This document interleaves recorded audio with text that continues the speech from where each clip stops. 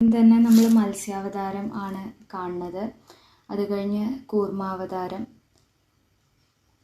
പിന്നെ വരാഹാവതാരം. ഇതുവരെ നമ്മൾ കേട്ടിട്ടുള്ള ദശാവതാരത്തിൻ്റെ ഓർഡറിൽ തന്നെയാണ് പോണത്. അത് കഴിഞ്ഞാൽ പിന്നെ കാണാൻ പറ്റുന്നത് ഹയഗ്രീവ അവതാരമാണ്. ഇങ്ങനെ ഒരു ഓർഡർ നോക്കിയിട്ടല്ല ഇവിടെ. പിന്നെ കാണാൻ നമുക്ക് മോഹിനി അവതാരം, പാലാഴി മഥനത്തിൻ്റെ സമയത്ത് ഭഗവാൻ മോഹിനിയായി വന്നത്. പിന്നെ യജ്ഞപുരുഷനായിട്ട് ഭഗവാൻ വന്നിട്ടുള്ള സങ്കല്പത്തിലാണ് അടുത്ത സ്വരൂപം കാണുന്നത്. അത് കഴിഞ്ഞ് പിന്നെ ഭഗവാൻ പാലാഴി മഥനത്തിൽ തന്നെ ധന്വന്തരിയായി വന്ന ആ ഒരു ഭാവം. അത് കഴിഞ്ഞിട്ട് പിന്നെ നമുക്ക് കാണാൻ സാധിക്കും വാമനനായി വന്നത്. അപ്പോൾ ഈ ദശാവതാരത്തിലെ അടുത്ത അവതാരം പിന്നെ ഇവിടെയാണ് കാണുന്നത്, വാമനാവതാരം. പിന്നെ ഭാഗവതമൊക്കെ വായിച്ചിട്ടുള്ളവർക്ക് അറിയാം, ഏകാദശി സ്കന്ധത്തിലെ ഭഗവാൻ ഹംസമായിട്ട് വരുന്ന ഹംസാവതാരം. പിന്നെ ഭാഗവതത്തിൽ തന്നെ ധ്രുവകുമാരനെ അനുഗ്രഹിക്കുന്ന നാരായണ സ്വരൂപനായിട്ടുള്ള ഭഗവാനെ കാണാം. പിന്നെ ഭാഗവതത്തിലെ പരിചയമുള്ളത് തന്നെയാണ് സനത്കുമാര മഹർഷിമാരുടെ, സനകാദി മഹർഷിമാരുടെ ആ 4 സ്വരൂപങ്ങൾ അവിടെ ഭഗവാന്റെ തന്നെ സ്വരൂപമായിട്ട് കാണാം. പിന്നെ നരനാരായണന്മാരായിട്ട് ഭഗവാനെ ഇവിടെ തൊഴാൻ സാധിക്കുന്നു.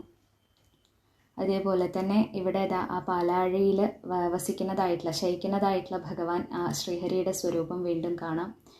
ഇനി ഗജേന്ദ്രനെ അനുഗ്രഹിക്കുന്നതായിട്ടുള്ള, ഭാഗവതം വായിച്ചവർക്ക് അറിയാം, ഹരി എന്നുള്ള സ്വരൂപത്തിൽ ഭഗവാൻ വരണാഭാവമാണ് അവിടെ. അത് കഴിഞ്ഞ് പിന്നെ വിഠ്ഠലായിട്ട്, മഹാരാഷ്ട്രയിലെ പണ്ഡർപൂരിലെ ഭഗവാന്റെ ആ സ്വരൂപം വിഠ്ഠലായിട്ട്. പിന്നെ ആണ് നരസിംഹാവതാരം കാണുന്നത്, സപ്തമസ്കന്ധത്തിൽ നമ്മൾ കണ്ടിട്ടുള്ള ആ നരസിംഹ സ്വരൂപം. അതേപോലെ തന്നെ പിന്നെ കൽക്കി അവതാരം. കൽക്കി പൊതുവെ അവസാനമാണ് പറയാറുവെച്ചാലും ഇവിടെ നടുക്കാണ്. പിന്നെ ബുദ്ധ അവതാരം, ബുദ്ധനായിട്ട് ഭഗവാൻ അവതരിച്ചിട്ടുള്ള ആ ഭാവം ഭാഗവതത്തിൽ പറയുന്നതാണ്. പിന്നെയാണ് നമുക്ക് പ്രിയപ്പെട്ട ആ ശ്രീകൃഷ്ണ സ്വരൂപം നമുക്കിവിടെ കാണാൻ സാധിക്കുന്നത്. അപ്പോൾ കൃഷ്ണൻ കഴിഞ്ഞാൽ പിന്നെ ഉടനെ തന്നെ ശ്രീരാമാവതാരം നമുക്കിവിടെ കാണാം. പിന്നെ അതിന് ശേഷം ആണ് ഭഗവാന്റെ പരശുരാമ സ്വരൂപം ഇവിടെ കാണാൻ സാധിക്കുന്നത്, കേരളം സൃഷ്ടിച്ച ആ ഭഗവാന്റെ സ്വരൂപം. പിന്നെ കപിലാവതാരം, വീണ്ടും ഭാഗവതത്തിൽ പരിചയമുള്ള ഒരു സ്വരൂപമാണ് കപിലനായിട്ട് ഭഗവാൻ തൃതീയ സ്കന്ധത്തിൽ അവതരിക്കുന്നതായിട്ടുള്ള ഭാവം. പിന്നെ നാരദരെ ഭഗവാന്റെ ഒരു സ്വരൂപമായിട്ടാണ് ഇവിടെ ആരാധിക്കുന്നത്, അപ്പോൾ ആ ഭാവത്തിലും നമുക്ക് കാണാം.